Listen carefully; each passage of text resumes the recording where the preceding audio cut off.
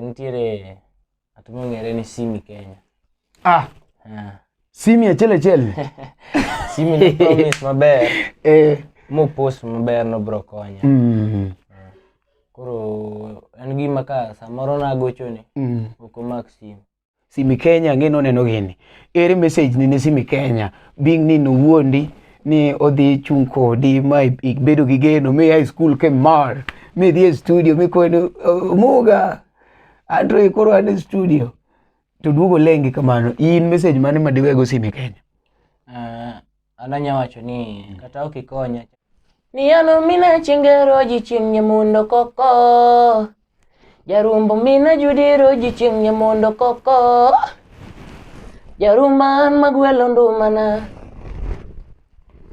imanyo toto maminyaro singa duno wendo kawuono manyo toto maminyaro singa duno wendo.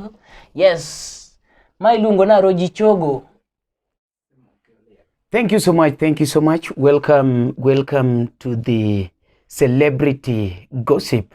As you know, every Wednesday we have to bring you a show, and it is baptized celebrity gossip. The person that is bringing you this show every Wednesday, I'm called Umari Chieno Jamonembele. Umari Nash, Umari Nash Chieno Jamonembele, Chiene Mwangeyo Mbele Emawahodo. Or as well, you can call me Umari Dakongudi Nigichake Kore Kubnere to Podichwa Kositirungi. Now I'm in Kisumu and I've been hosted by Utawala Studios. The CEO is Jeff Wenyatanga himself.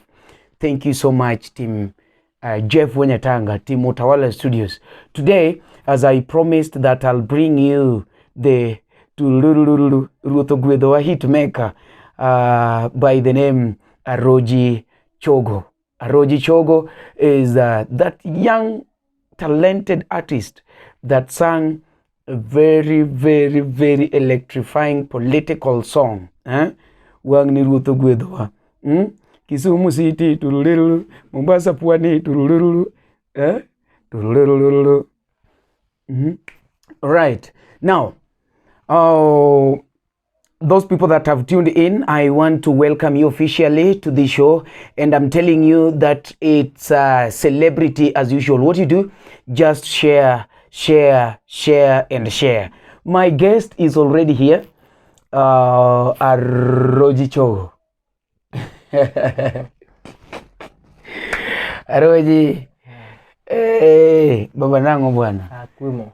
Ma wan Kisumu City, ma Europe. Kautolo ni ndi mos jopeng. Amoso ni berainya uru. Bas koro ma Aroji Chogo ne jo makiae ma endi e jago monuwero thumma, Mombasa City turulul. Ngere jo moko wacho ni bwana karinga monuwero thumcha. Ya wanga monuwero thumcha no de kanye to nowero thuma chieli ango monotimore. Koro kawuono wakelo ne jamano endo iluongo ni Aroji Chogo. Irge thumno kanye yonj ne gimanen. Kisumu City turulul. Onja kata magi. Ani turiruri. Kisumu City turiru. Ani turiruri. Nairobi wote turiru. Mayo. Ani turiru. Turiruri. Mombasa wote turiru. Mayo. Ani turiruri. Kisumu. Omera werno nomako piny bwana. Ere kaka ni paru gino mendiko bwana. Koso ni dhi studio, koso ne en juogi. Ng'eni kanyo be nyaka ikone jopiny bwana. Eto nobiro juogi, mano juok thum. Ne juok thum. Monja. Monja ta loso wer. Ni gole studio man. Nagole ka Ken Kiche Fiesta Yugi. Ni bedo sponsored koso, ni bedo sponsored gi josiasa moro koso no chuli gi Azimio bwana. Mano to chuna ne Kajwang' mano golo na pesa no. Kajwang' senator. Kajwang'. Mano chulo la studio mar wer. Big up Moses. Mr. Moses, we really appreciate for what you did to this young man. At least today we can have him here because of the song. Mane gi mono mingeni mane to mane angei go mokwong bwana ma chako manyi ma adir brother ni moro iluonge ne Odos Junior. en thika kocha endo, en bende en jangolo, ema koro otudwa makoro ayudi. Koro gisani edi nyalo kono jopiny ni nyingi ng'awa, nyingi ma nyingi. Nyinga iluonga ni Rogers Odiwuor Atata. Atata en mar babwa. Kuna iluonga ni Rogers Odiwuor. Yeah. Rogers Odiwuor jakanye. Aja Gema Sumbi. Homa Bay County, Gema Sumbi. Eja gwengi Kidero. Ja gwengi Kidero wiko teng. Okay. Ichopo dala. To koro nyingi mar thum Aroji Chogo. Nyinga mar thum iluongo na Aroji Chogo. Ere kaka Chogo ni biro nkech nyingi tiwacho ni Rogers. Koro wanyalo wacho ni Rogers ubiro connected from Aroji. But now ere kaka Chogo biro? Aroji Chogo ni biro kuonde ariyo. E thum ka. Podane matin e iye ka. Dala kocha be ani Chogo ane magik. Koro Aroji Chogo. Chogo be. Ini Chogo ya jawa. Ani Chogo e ot be.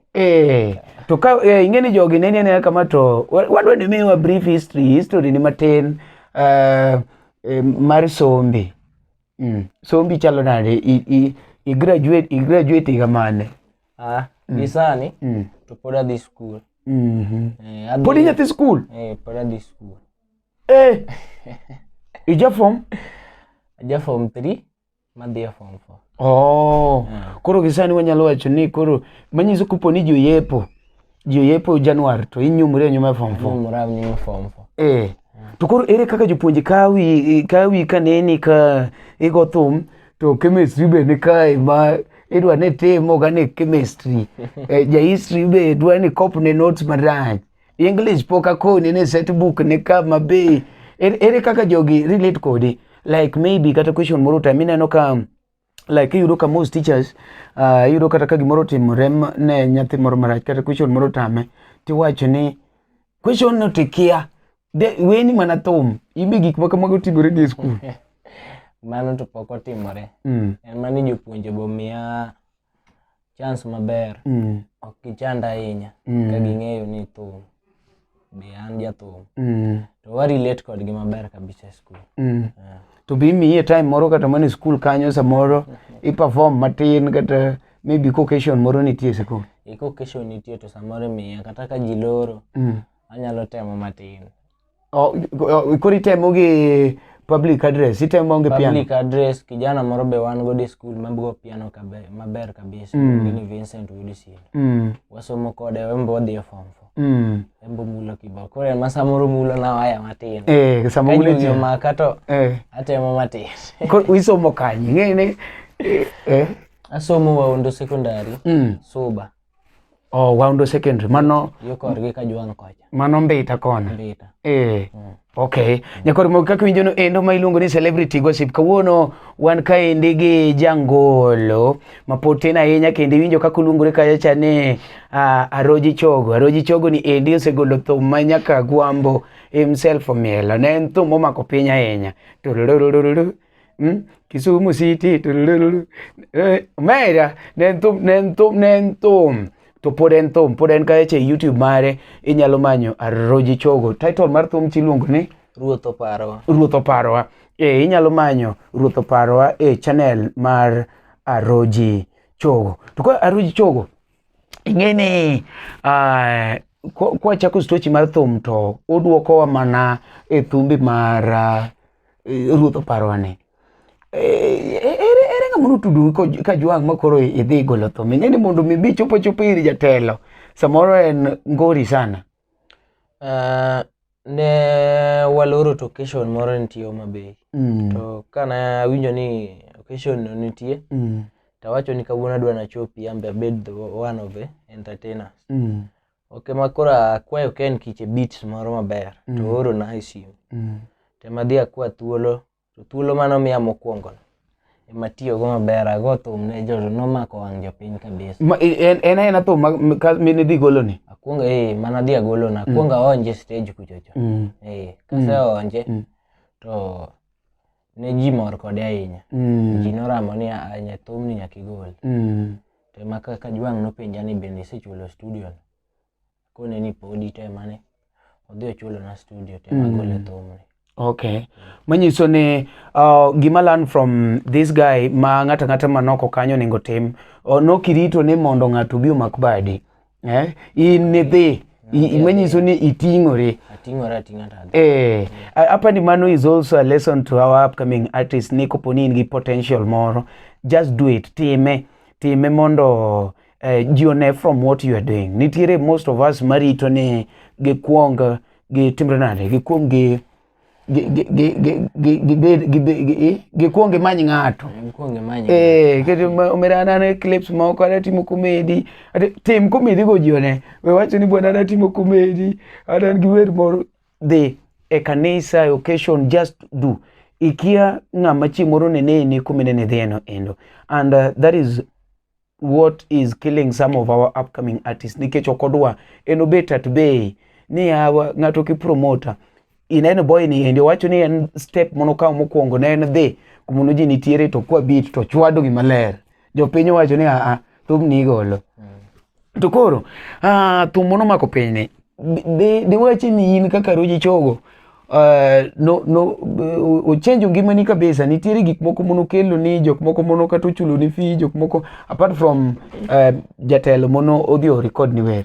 Apart from jatelo mano odhi record na wer ni kane o trend nitie jaka jok mano pakore moketo mo post ni gidwa miya kony anyalo record e any studio madwaro at any time lakini ambe nabedo gi geno kang'e ni kony kora yudo nitie jomoko mono wuok mo promise ni wuok magi post gino ma ji oneno ji mang'eny koro abende naling kamano kamor ni adhi yudo kony koro bang' kane gino trend nadok e school koro kaduogo kone ni gisani to an gi wende kabisa maselos koro inyalo mana konya mondo adhi agol gi Utawala studio are kanyan pod jomoko ok mak kata simu jok mane wacho ni dhi miya konygo ok mak kata simu be ok gideko we mondo kone gimoro ineno program wan go ni iluongo ni celebrity gossip. Celebrity gossip tiende ni wakuodho jok madongo to ok wakuodh gi marach, wakuodho gi mondo maybe ka ng'ato nigi timne moro marach to change donge. Koro donge neno ka kata jatelo ma en Moses Kajwang' wakuot nyinge ni nochulo ni ang'o nochulo ni studio iwinjo.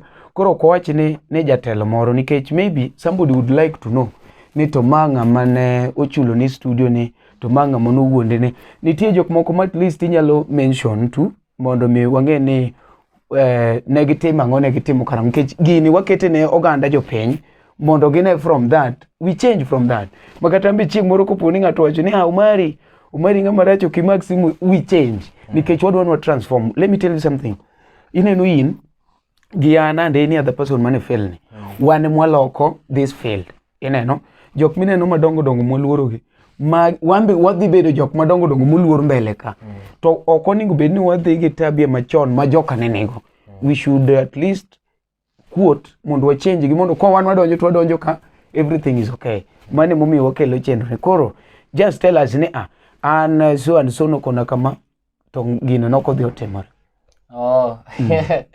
okaluor mawacho ni nitiere atumong'ere ni Simy Kenya Simy achiel Simy no promise maber mo post maber no bro konya koro en gima ka samoro nagochone ok omak simu kagochone gi namba mokia komako misane bro ng'ene wacho manyiso ni kopo namba ni en go koro kopo no neno ka namba ni to komaki kagochone gi machielo komako kuna ni bro ng'ene wacho abenda bedo gi geno kang'e pod arita to samoro ing'e ni like ka ng'ato dwaro mi sponsorship iyudo ka nitie jomoko moluoro mi cash koro maybe imbe samoro nokidhi e studio ti imiyo gi wuon studio mondo gichat go one on one kati kone ni hasechopo e studio gine kama ing'e ni ng'ato kaka upcoming artist inyalo miye kata ma 20,000 oneno gimoro machielo protocols miwacho go afollow te kendo awuo gi Jeff Kunyatanga kone ni ato yie konya ka Koro ruwane kode. Jeff Wunya tango wacho ni ada golo ne nyathini album en gi wende mabeyo. Yie miya matin mondo ambe na support kaka producer. Nokwero Jeff no were gi gigo. Koro ambe na kono Jeff ni kwach ato pod an aonge gimoro an gi lweta nono. Jeff oyie konya nono. Ma sane Jeff ogolo ni album nono. Nono maonge gimo kata siling. Thumbe adi? Thumbe abich. Ne we wakau thuolo ni endi akwonga gone Jeff Wunya tanga erokamano. Gini okwatime kata ni atini mar bero ng'ato kata mar timang'owa, but gima ber tiwacho jothurwa. Inyalo paro ka nabiro be Utawala Studios ka the other time ne an gi show moro Kisumu, then I happened to visit Jeff Wunya tanga. Ayudo kijana kama 10 seriously mabende wer kabisa. Embe nokuna the same thing ni Jeff decided to help him. Niluonge ni Papati and is doing so great. Kawuono wachako yudo jago moro ka ende miluongo ne Aroji Chogo. Ogolne thumbe abich free of charge. Free. Ane ode ka. Ibedo hosted. Tumogolo na dak kaya. Ichiemo. Alwoko. Jagoro mogi in mineno gini endi akwayi ni mondo support brother ni endi iluonge ni Aroji Chogo. Inyalo miye support kumoro moro minyalo nikech ower. Ing'eni samoro kwa wacho ni ower to kinyal ng'eyo unless ni dhi YouTube mare icheko kachacha endo mondo imbe ing'e ne kindi wach ni kijana ni wer adier kata kijana ni okwer. Koro giminyalo timo inyalo dhi YouTube kachacha endo imanyo Aroji Chogo. Aroji Chogo sani in gi thumbe sani e YouTube. Sani koro YouTube kanyo gina uchiel. Gina uchiel. Manyiso ne achiel minigolo machon. Ruto parowa. Kasto ga beach ma Jeff ogolo. Beach masani. Koro auchiel. Uchiel maler ni. Hey, how do you feel? Iwinjo nade? Koro achaka duoke Kizungu. How do you feel as an artist kasani koro in gi album mogol ni vidi gi Jeff Wunya tanga? Nyaka winja maber. Nyaka winja abed gi mor. Koro abende koro nyalo winja sani. Okay, ikodi sani ng'amo iwinje pinje. Opportunity momiya na tiyo go maber. Right. Nyakoro mogi wasapotru boy ni ende. Album nigo thum mani miwinjo ka nyongi sana. Manyongi kabisa. Kanyo iluongo ni Hera Madwaro gi Nyarusinga. Nitiere kanyo. In fact thumbe gagi ni moro mit na moro lakini. Yani winjo ka ginyongi. Bera tema gologo. Lakini ng'eyo kata ka ginyongi gite nitie moro ma at least kiwero tiwinjo ka juogi chal ka gima dono pupni. Juogi chal okay, onjno achiel, onjno kata moro achiel kende. Anyalo onjo moro. Okay. Moro dhini. Chako ni Yangoma mumina chinge nyathi masini chinge jamondo mawuoda sumbiga. Agwelando ma nyathi otiene molinge solo kwachi wuoda sumbiga. Nagwelando ma nyathi yudi molinge kwaya maindalo. Mayo! Mane magwelando ma nyathi yudi ni wuono ngoma we aparera. Hey! Wichaya meda shida huzuni kwangu ni wuono ngoma aonge gimo. Furaha kwa huzuni kwangu ni nyajodongo nyisa kakineno. Ebra nyajodongo aduno mami. To nangisa nongimana. Nano nyajodongo aduno sheri. Daki nyisa kakineno. Hey, mano title ni luongo nao? Mani luongo ni Nyarusinga. Nyarusinga. Okay. Then one Nyajoluo. By the way, Nyajoluo, you know the way I love you, mommy. Tugudu. By the way, Nyajoluo, you know the way I need you, mommy. Nakupenda mwana mama. Nabuyoga mwana sheri. Nyajoluo. Apeji. Gigi magi iwacho ni gibire gi juogi. Mano juogi. Okay, gona X ni. Nitie moro iluongo ni mano X ni koso. Title ni iluongo ni Mano X ni koso. Mano X ni koso. Jaber mano X ni koso. Apinyo mano ex ni koso ng'ane momayo jangoma wuda sumbi. Jaber keta thuolo mondang'e. Gima dhira mama kalando wawacha kalando picha ni matina neno kipozo WhatsApp aneno ng'ato kochung' e bathi mama apenyo mano ex ni koso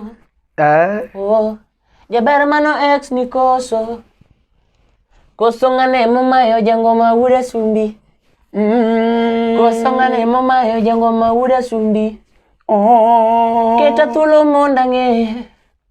Kaso chako penje ni jabari yudo kanye michame nono yudo kanye michame nono kakiluonga dagie munda dara sumbi kamimake jembe kichiem igori idara sumbi kokigo jembe to kichiem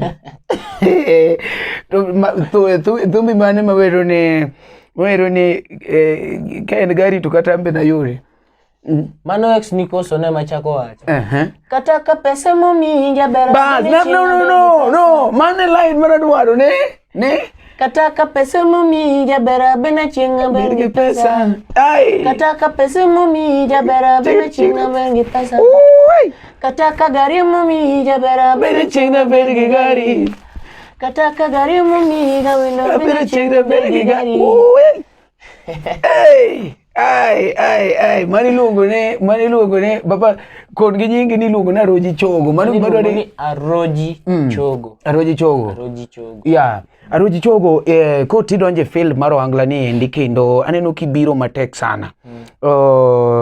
Apart from lang Simy Kenya monoko ni atibiro timo ni production, biro chung ni production to obagino endo.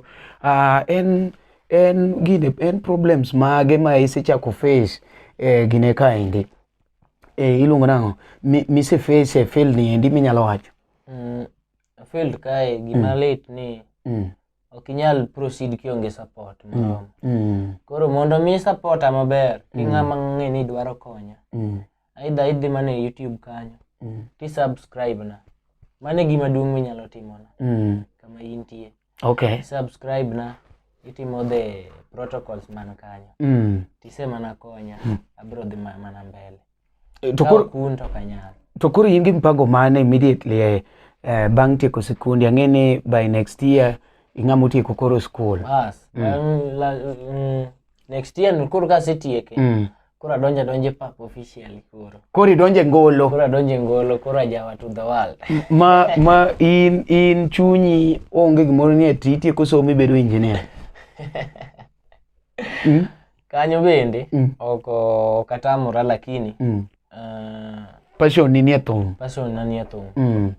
Ma chunyi geto ni koponi isetiekore gi joka nek imak ni microphone. Kora mak microphone maber. Inyoni ni ndoma. Kora nyon ndoma koro. Okay. To ere kaka madagi ni nitie badhe gi fadhe? Kanyo to kuma marachi na sewito jonyuol te. Mos. But kata gisani koro an gi wadgi fadhena. Wadak maber.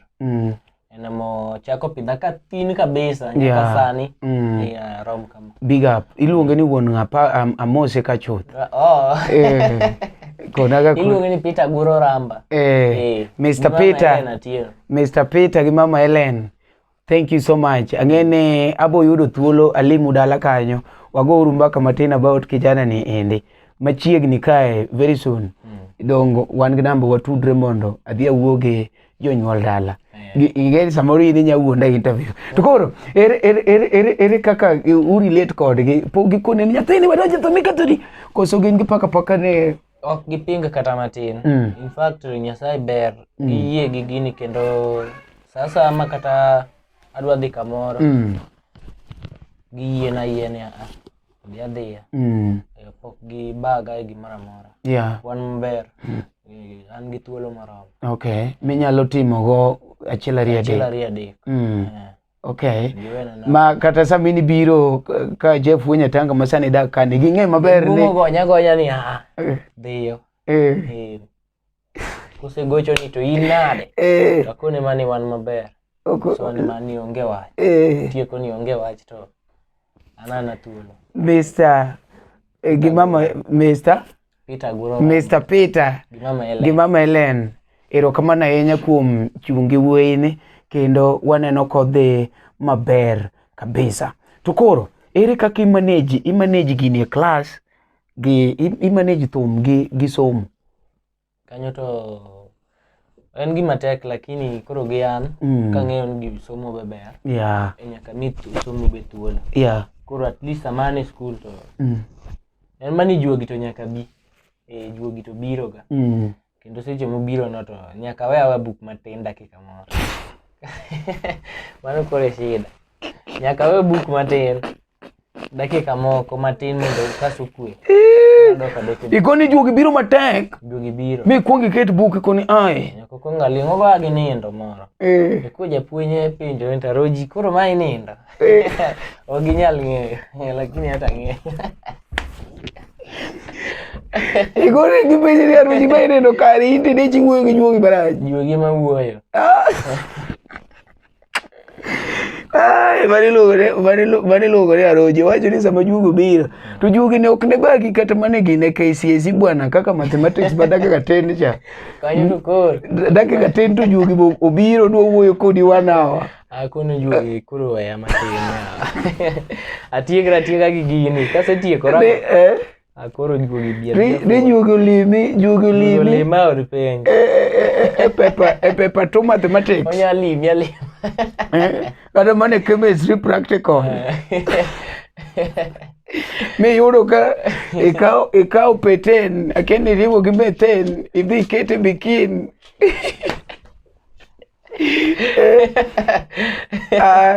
Apa juogi to no okuongo we kaka iga mokoro wadhiene midwa dhi e form 4 na kwayo juogi ni odemre matin nikech gik moko machalo kaka geography koponi juogi ronje ingene geography dho ni sete gi dholuo mani gima mero geography kech iwinjo bath olith lopo lith lako lith ineno gino olith to yot geography odoge isete gi dholuo bath olith iketo bathe lopo lith ikete lo lako lith ikete lake very so yot lakini anatimo siari iduogi igweri gi gine ni matin joga gwerago achwado koro ka look koni mbathi look John. Okay. But igo thum but inyalo describe the call of the first disciples. Mano yo. To koro in sami somo ere best subject ni e school? English. To koro ikari address wa English kata daka moro matin wa kapok wa gine. Kapok wa call it off mondo me bejo piny ng'ene bwana Raj. Iraj koro. Okay. Onje matin babu. Gikizungu tu. Now, ladies and gentlemen, now we are in English session with our Ohangla music artist. Is here, very young guy, talented, and English is his best. Now, you want to address us just in English. You want to address us in English. Now, Aroji Chogo. Yeah. Tell these people that you really have passion in music, and you also tell those people that have not subscribed to do so, those people that have not followed you on Facebook to do so. Then you tell them your plan, the next plan in English. For those people that maybe were not understanding, you can now get it now. Okay. Ladies and gentlemen, let me take this opportunity to give you thanks for the support you have been giving me since I entered this music industry. To those who have not subscribed to my YouTube channel, please just click my link and share, comment. Yeah, do the necessary. Because without your support, I mean, not be able to proceed. So just continue supporting me. Aroji Chogo, I learn. Ingeni iduogi wuoyo makatani neno moko magoka. Kikipo ni eti ni agoni adwa na stop nikech kwa kalo kanyo. Kata mondik na gi osirumo. Koro gisani endi nyakora mogi ng'amo no watch wa kamano adwa na kawo thuolo ni endi mondo agoni erokamano. Hakoni ne maendi Aroji Chogo. Aroji Chogo winjo ki mention ng'ata achiel adwa ni iwe wach achiel kaka ng'at madonjo ing'e ni ng'ama donjo industry koro wawuotre ni kaka nomari wuondi adwa ni nikech gini en gimineno everyone is watching this thing. Simy Kenya ng'e noneno gini ere message ni ne Simy Kenya being ni nowuondi ni odhi chung kodi ma ibedo gi geno mi high school ke mar mi dhi e studio mi kono muga Andre koro an e studio to duogo lengi kamano in message mane madiwego Simy Kenya? An anya wacho ni gimoro amora madamak ne ahinya to onge. En mana ni ber kisingo gimoro to wachopo. To ka ok unyal chopo ming'e ni ma to tami tinyalo nyise ni an gi ber mar konyi lakini otimore kama koro an kaka nene tim kama chunya ne gombo ba to ofuko chuok kata a face challenge machalo kama kaka neno ni tim kama to nyalo bedo kama to nyalo winjore maloyo wuonda ng'ato flat koro wabeda ujo mabeyo wakonyu uji kata okikonya chakikonya konya ng'ama chielo upcoming artist gintie in bende konyga konya mondo wakonyre uru mondo wadongre kanyakla.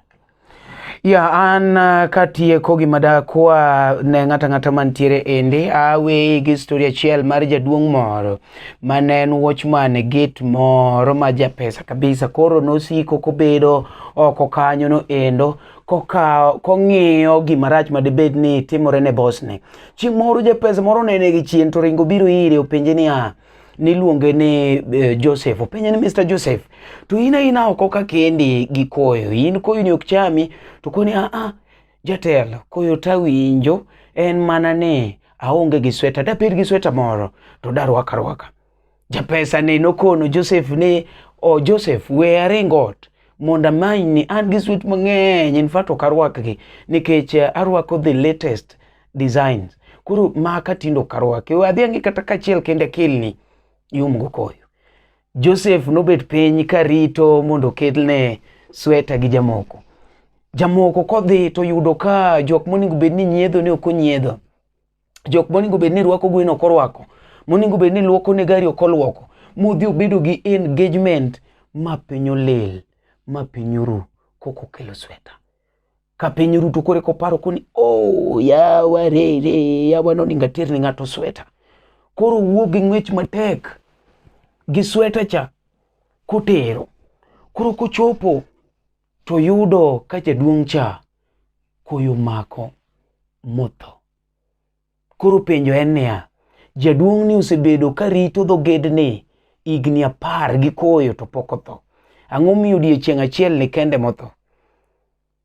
Ng'ano nondiko barua koweyo niya, sama ne aonge gi sweta maonge ng'ama osekona denda ne tek kendo denda no prepare ne koyo omiyo no fight so hard mondo retain. Ta moment mono kon jaduong' cha ne dhi omne sweta del no relax nyaka mind omiyo koyo no dhi odonji kore mo freeze. From that story wala ni kopone isingo ne ng'ato gimoro singi inyalo singe inyalo kawe mayot but ng'ano samoro kawe mahevi.